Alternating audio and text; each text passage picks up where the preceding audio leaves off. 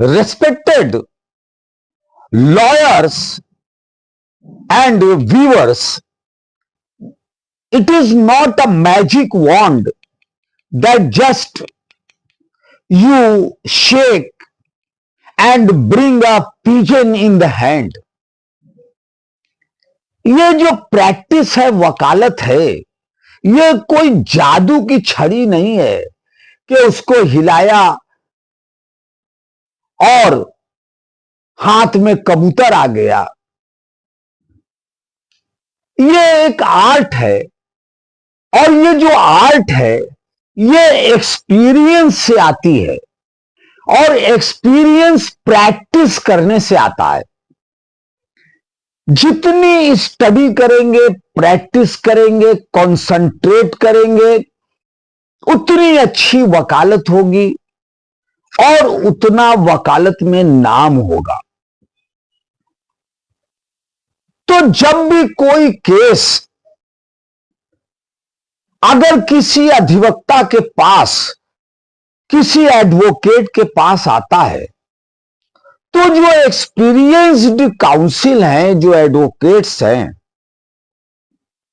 वो फाइल को देखते ही वो एफआईआर 161 का, सीआरपीसी के बयान, साइट प्लान मेडिकल 164 सीआरपीसी के बयान वगैरह को देखते ही वो समझ जाते हैं। अगर वो डिफेंस की तरफ से है तो वो समझ जाते हैं कि यह केस किधर टिल्ट हो रहा है, और अगर वो प्रोसिक्यूशन की तरफ से है तो वो ये समझ जाते हैं कि ये केस आगे तक ट्रायल में कितना स्टैंड करेगा। तो ये एक्सपीरियंस की बात है। इसलिए जब भी कोई एडवोकेट अगर कोई केस वो ट्रायल करता है, और ट्रायल में जैसे जैसे ट्रायल आगे बढ़ता है, तो उसको वेट करते रहना चाहिए एविडेंस का, कि एविडेंस जो आ रही है और जो जीरा हो रही है, चाहे वो ओरल एविडेंस हो या डॉक्यूमेंट्री एविडेंस हो, क्या ये एविडेंस प्रोसिक्यूशन की तरफ टिल्ट हो रही है या डिफेंस की तरफ टिल्ट हो रही है, ये किधर जा रही है। ये एक एक्सपीरियंस्ड चालाक अधिवक्ता की ये जिम्मेदारी बनती है कि वो इस बात को जज करता रहे कि एविडेंस, जो तराजू है, जो पलड़ा है, जो स्केल है, वो किधर झुक रहा है, किधर टिल्ट कर रहा है, और ये लगातार पैनी नजर रखना चाहिए। तो जो एनालिसिस ऑफ एविडेंस है, एप्रिसिएशन ऑफ एविडेंस है, ये लगातार करते रहना चाहिए कि प्लेस ऑफ अकरेंस प्रूव्ड है या नहीं प्रूव्ड है, या प्लेस ऑफ अकरेंस शिफ्ट हुआ या नहीं हुआ, मैनर ऑफ मारपीट में कॉन्ट्राडिक्शन है या नहीं, प्रोसिक्यूशन स्टोरी रीजनेबल लॉजिकल है या नहीं, क्रेडिट वर्दी ट्रस्ट वर्दी है या नहीं, जो डिफेंस रखा जा रहा है सजेशन में वह प्रोबेबल है या नहीं। ये सारी चीजों को लगातार देखते रहना चाहिए और नजर रखना चाहिए। ऑनरेबल सुप्रीम कोर्ट और वेरियस हाई कोर्ट्स ने जो गाइडलाइंस एप्रिसिएशन ऑफ एविडेंस के लिए दी हैं, वो गाइडलाइंस कुछ बहुत ही महत्वपूर्ण है। The appreciation of ocular evidence is a hard task. तो ये जो ऑक्यूलर एविडेंस है, इसका एप्रिसिएशन, ऑक्यूलर एविडेंस का जो चश्मदीद साक्ष्य हैं और जो साक्ष्य आ रहे हैं उनका एप्रिसिएशन, यह बहुत ही हार्ड टास्क है, यह एक कठिन काम है। देयर इज नो फिक्स्ड और स्ट्रेट जैकेट फार्मूला। तो ये जो ऑक्यूलर एविडेंस है, जो साक्षी ने देखा है, इसकी एनालिसिस, इसका एप्रिसिएशन के लिए कोई स्ट्रेट जैकेट या फिक्स्ड फार्मूला नहीं है। The judiciary evolved principles for appreciation of ocular evidence in a criminal case.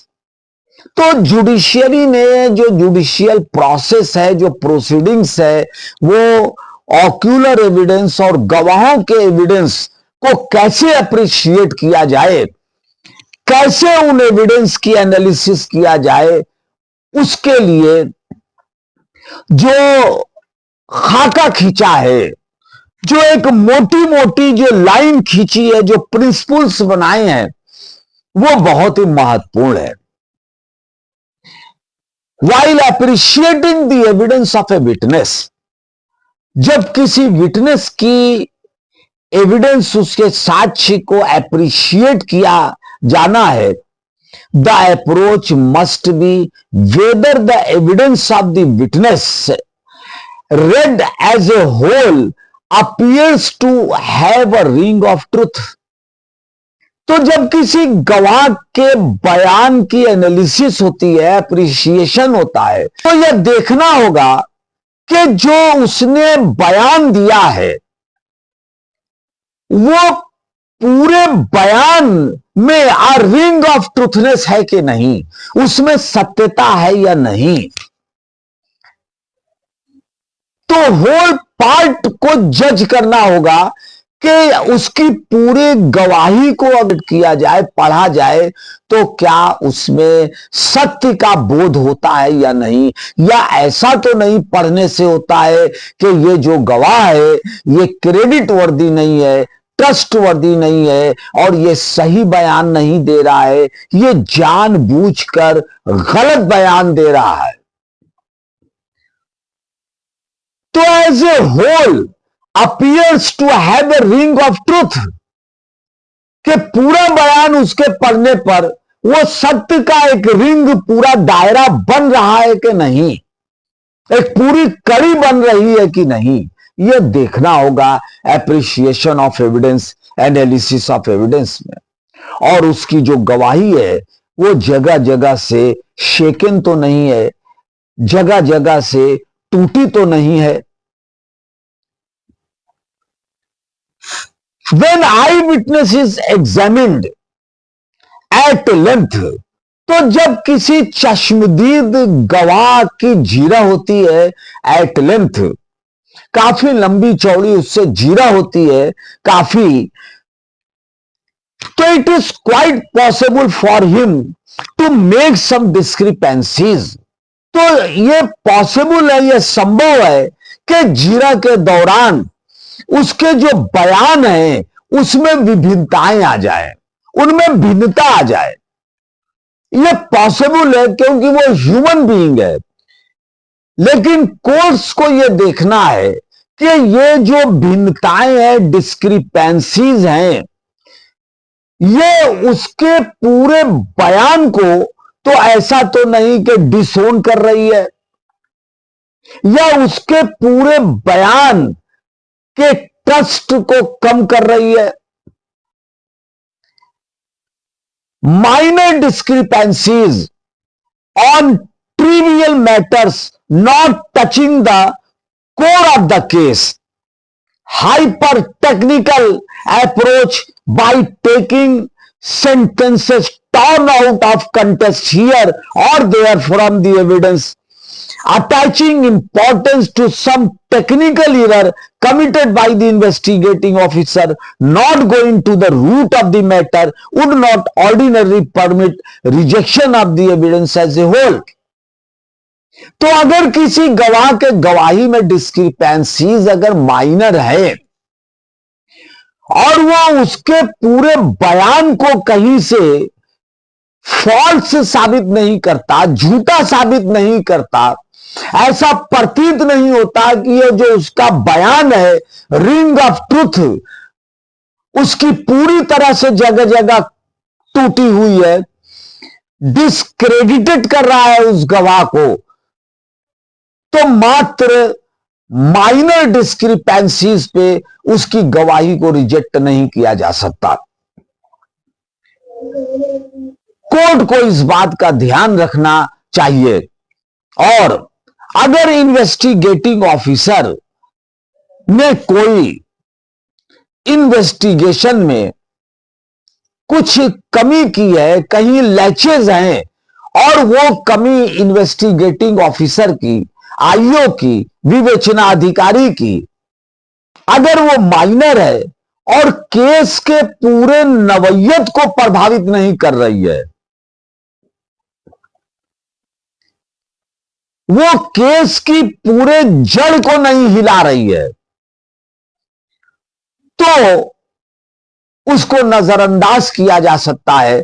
और मात्र इस बात पर कि आईओ ने ये लैचेस किया है, ये लैचेस किया है माइनर, तो उस पे एक विवेचना अधिकारी के बयान को, उसकी गवाही को रिजेक्ट नहीं किया जाना चाहिए।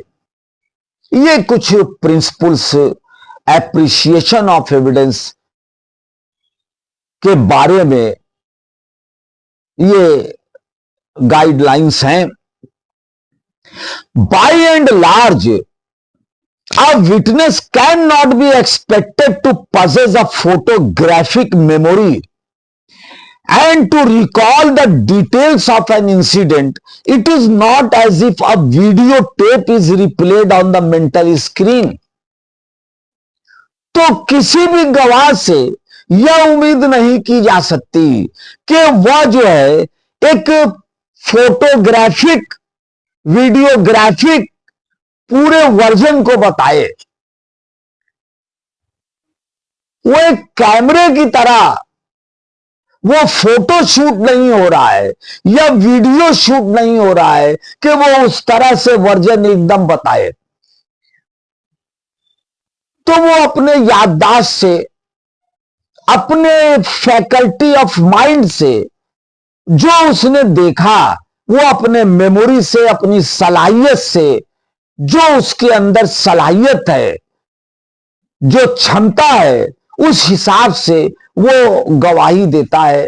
तो इसलिए उसकी गवाही में भिन्नताएं भी आ सकती हैं, कहीं ना कहीं उसकी मिसिंग चेन भी हो सकती है। मगर यह देखना होगा कि इन अ होल उसने जो गवाही दिया है, वह गवाही क्रेडिट वर्दी है या नहीं, ट्रस्टवर्दी है तो है या नहीं, या ऐसा तो नहीं कि वह जानबूझकर झूठ बोल रहा है, या उसके बयान को पढ़ने से लगता है कि यह आई विटनेस नहीं है, या मौके पर नहीं था और यह जानबूझकर अपनी प्रेजेंस मौके पर दे रहा है।